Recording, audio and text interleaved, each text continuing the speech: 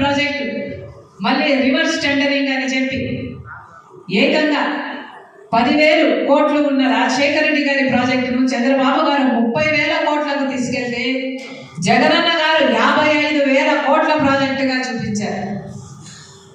కానీ దాన్ని ఎత్తు తగ్గించి 90 టీఎంసీల ప్రాజెక్టే అన్నారు. సరే పోనీ అదైనా చేశారా అంటే కేంద్రంతో వాళ్ళతో మాట్లాడుతున్నామని మాటలు సాగదీశారే తప్ప ఇంతవరకు పోలవరం ప్రాజెక్టు కాలేదు.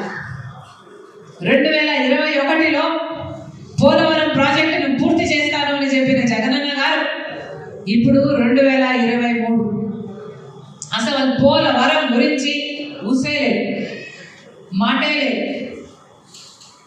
ఏమైంది? ప్రభుత్వం సమాధానం చెప్పాల్సిన అవసరం ఉంది. ఈరోజు ఇదే జగనన్న గారు నిన్న అదే పనిగా ప్రభుత్వ డబ్బు ఖర్చు పెట్టారని ఒక ఆరోపణ.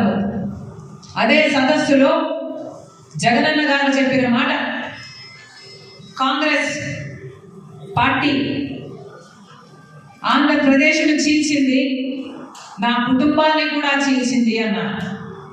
వేదిక మీద ముఖ్యమంత్రిగా ఉన్న జగనన్న గారు చేసిన వ్యాఖ్య, కాంగ్రెస్ పార్టీ ఆంధ్రప్రదేశ్ను చీల్చింది, నా కుటుంబాన్ని చీల్చింది, దేవుడే గుణపాఠం చెప్తాడు అని పెద్ద పెద్ద మాటలు మాట్లాడారు.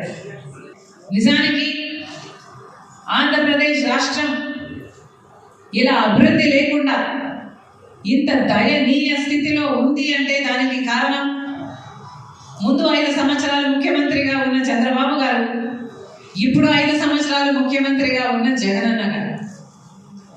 ఈరోజు రాజశేఖర రెడ్డి గారి కుటుంబం చీలింది అంటే అది చేతులారా చేసుకున్నది జగనన్న గారు. దీనికి సాక్ష్యం దేవుడు, దీనికి సాక్ష్యం నా తల్లి విజయమ్మ, రాజశేఖర రెడ్డి గారి భార్య, దీనికి సాక్ష్యం నా యావత్ కుటుంబం. జగన్మోహన్ రెడ్డి గారి పార్టీ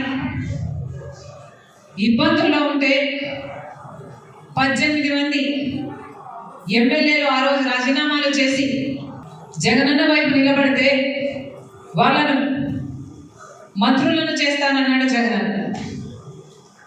ఈరోజు వాళ్ళలో ఎంతమంది మంత్రులుగా ఉన్నారు? వాళ్ళు రాజీనామాలు చేస్తే అమ్మ నేను వాళ్ళ కోసం తిరిగాను, వాళ్ళ గెలుపుకు పాటుపడ్డాం, వాళ్ళను గెలిపించాం. ఆ తర్వాత వైసీపీ పార్టీ ఇబ్బందుల్లో ఉంది అని రాజశేఖర రెడ్డి గారి పనితీరు కూడా మీ పనితీరులో కనిపిస్తే అప్పుడు మీరు రాజశేఖర రెడ్డి గారి వారసులు అవుతారు. రాజశేఖర రెడ్డి గారు రైతుని ఎత్తున పెట్టుకున్నాడు, రైతే రాజు అన్నాడు. నేను రైతు పక్షపాతిని గర్వంగా చెప్పుకున్నాడు రాజశేఖర రెడ్డి గారు. రాజశేఖర రెడ్డి గారు ఉన్నప్పుడు వ్యవసాయం ఒక పండుగ, కానీ ఇప్పుడు జగనన్న గారి ప్రభుత్వంలో వ్యవసాయం దండగ.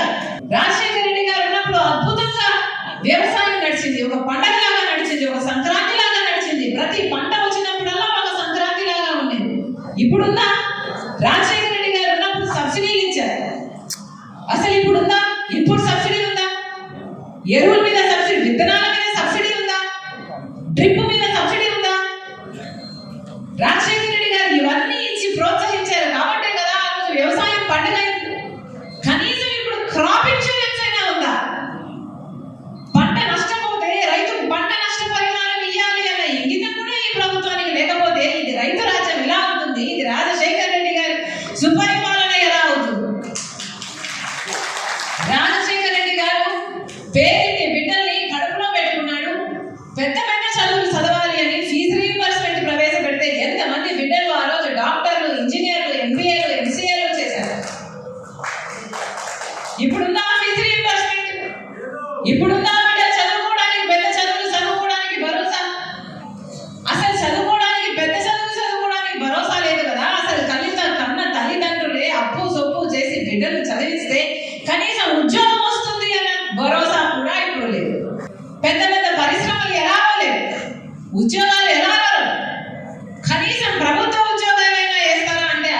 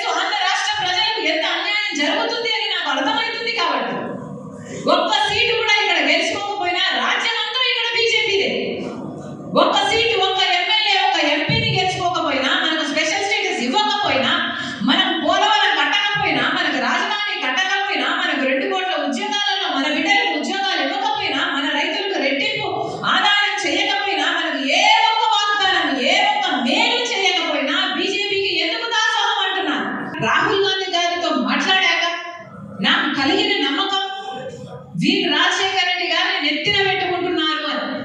రాజశేఖర రెడ్డి గారు అంటే వీళ్ళ మనసు నిండా అభిమానం తప్ప ఇంక ఏమీ లేదు అని.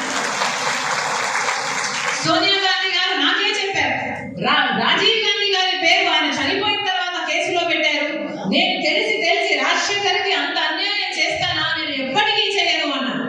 రాజశేఖర్ అంటే మాకు చాలా అభిమానము. అసలు రాజశేఖర్ బ్రతికుంటే నేను ఏది చూసుకోవాల్సిన అవసరం లేకుండింది, మొత్తం రాజశేఖర్కే వదిలిపెట్టేదాన్ని. ఎంత అద్భుతంగా పరిపాలన చేశాడు రాజశేఖర్ అని నా ముందరే ఆకాశానికి ఎత్తేశారు తల్లి కొడుకులు. అంత గొప్పగా అభిమానిస్తున్నారు రాజశేఖర రెడ్డి గారు. అసలు రాజశేఖర రెడ్డి గారికి ఆయన కుటుంబానికి జరిగిన విషయంలో వాళ్ళకు ప్రమేయమే లేదు. వాళ్ళకు తెలియకుండా జరిగిన పొరపాటు ఉండొచ్చు, కానీ వాళ్ళు తెలిసి చేసిన తప్పు కానే కాదు అని నా చేతులు పట్టుకొని చెప్తే నిజంగా